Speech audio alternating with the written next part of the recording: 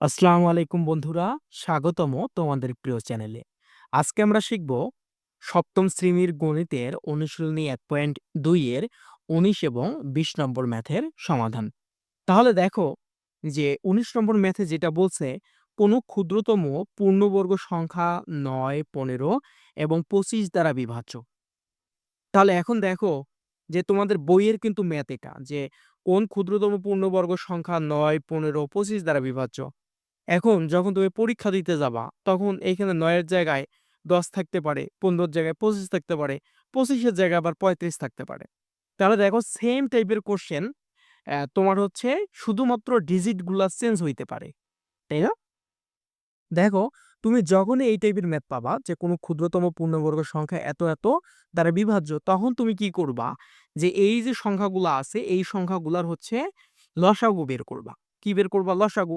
তাহলে দেখো যে ৯, ১৫ তারপর কি ২৫ এর লসাগু কত হবে তাহলে? আমাদের উদ্দেশ্য হচ্ছে কি লসাগু বের করা। তাহলে কত দিয়ে ভাগ যায় দেখো তো? ৩ দিয়ে। ৩ দিয়ে যদি আমি ভাগ দেই তাহলে আমাদের কত হবে এখানে? ৩ তিরিকে ৯, ৩ পাঁচে ১৫।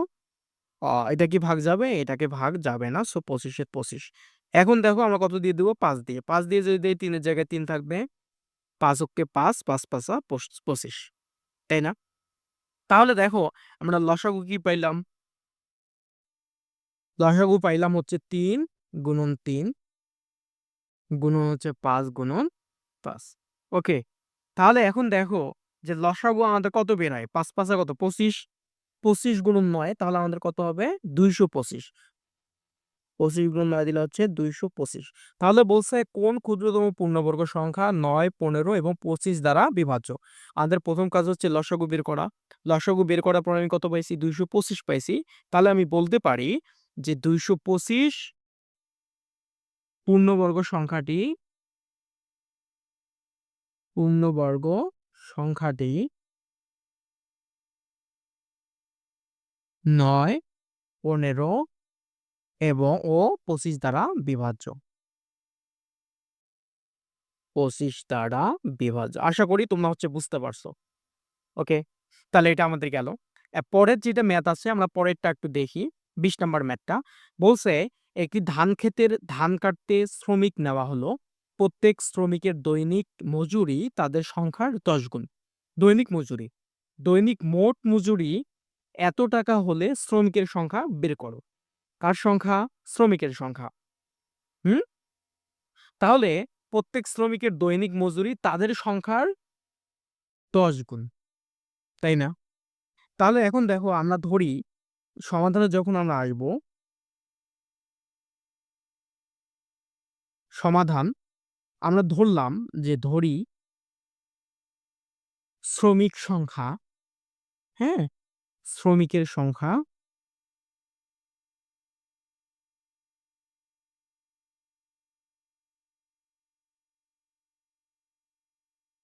ক। শ্রমিকের সংখ্যা কি? কজন। ধরলাম যে শ্রমিকের সংখ্যা কজন। হ্যাঁ, আপনি এখানে X ও ধরতে পারেন, Y ও ধরতে পারেন, যেটা খুশি। যেহেতু আমরা পাটিগণিতের ম্যাথ করতেছি সেজন্য আমি ক ধরছি। ধরি শ্রমিকের সংখ্যা কজন। এখন দেখেন বলছে যে প্রত্যেক শ্রমিকের দৈনিক মজুরি তাদের সংখ্যার ১০ গুণ। তাহলে শ্রমিকের সংখ্যা কত? ক। তাহলে দৈনিক মজুরি কত হবে? এই ক এর কত গুণ? ১০ গুণ। তাহলে আমি লিখব যে প্রত্যেক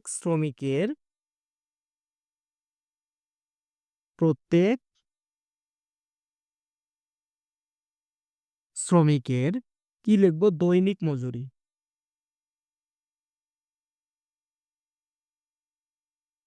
দেখেন তো ভাই এখানে কি লেখছে? প্রত্যেক শ্রমিকের দৈনিক মজুরি তাদের সংখ্যার ১০ গুণ। আমরা ধরছি শ্রমিকের সংখ্যা কজন, তাহলে দৈনিক মজুরি কি হবে? তাদের। তার মানে ক এর কত গুণ? ১০ গুণ। তাহলে অতএব আমি দিব ক গুণন ১০। তার মানে হচ্ছে ১০ ক টাকা। তাহলে কি এটা গেল? একজন শ্রমিকের দৈনিক মজুরি কত? ১০ ক টাকা। তারপর বলছে দৈনিক মোট মজুরি কত? ৬,২৫০ টাকা। তাহলে আমাদের শ্রমিক সংখ্যা কতজন? কজন? এবং একজনের মজুরি কত? ১০ ক। তাহলে কজনের মজুরি কত হবে? দৈনিক কজনের মজুরি কত হবে? অতএব দৈনিক মোট মজুরি দৈনিক মোট হবে আমাদের ক গুণন 10 ক। তার মানে কত? এটা যদি আমি গুণ করি তাহলে কত হবে? 10 ক গুণন ক তাহলে হচ্ছে ক স্কয়ার এত টাকা। তাহলে মোট মজুরি কত? 10 ক স্কয়ার টাকা। এখন দেখেন প্রশ্নে দেয়া আছে দৈনিক মোট মজুরি ৬,২৫০ টাকা। আমাদের মূল উদ্দেশ্য কিন্তু ক এর মান বের করা। কারণ হচ্ছে আমরা শ্রমিকের সংখ্যা ধরছি কজন। ওকে? তাহলে এখন আমি লিখব যে প্রশ্ন মতে অথবা লেখা যায় যে শর্ত মতে ১০ ক স্কয়ার ইকুয়াল হচ্ছে ৬,২৫০। ওকে? তাহলে ক স্কয়ার ইকুয়াল কত হবে আমাদের? ৬২৫। কারণ কি? ১০ এখানে গুণ অবস্থা আছে, ওইদিকে গেলে কি হবে? ভাগ হবে। তার মানে যদি আপনারা না বোঝেন তাহলে দেখেন এইরকম হবে। ভাগ হবে কত? ১০। এই শূন্য কাটা। ওকে? তাহলে দেখেন যে ক সমান কি হবে? এখানে আছে বর্গ, ওইদিকে গেলে কি হবে? বর্গমূল ৬২৫। তাহলে ৬২৫ এর বর্গমূল কত? বলেন তো ভাই? ৬২৫ এর বর্গমূল হচ্ছে আমাদের ২৫। কারণ হচ্ছে ৬২৫ কে ভাঙলে আমি পাবো ২৫ গুণন ২৫। তাহলে এখন এই জোড়া থেকে একটাকে বাইরে নিয়ে আসেন ২৫। তাহলে ক এর মান কত পাইলাম? ২৫। তাহলে আমাদের যেটা বলছে যে শ্রমিকের সংখ্যা বের করো। তাহলে আমরা শ্রমিকের সংখ্যা ধরছি ক, স আ সংখ্যা ধরছি ক। তাহলে দেখেন ক এর মান পাইছি আমি কত? ২৫। তাই না? তার মানে হচ্ছে আমাদের ওইখানে শ্রমিকের সংখ্যা ছিল ২৫ জন। এটাই হচ্ছে আমাদের অ্যান্সার। আশা করি আপনারা বুঝতে পারছেন। ধন্যবাদ সবাইকে।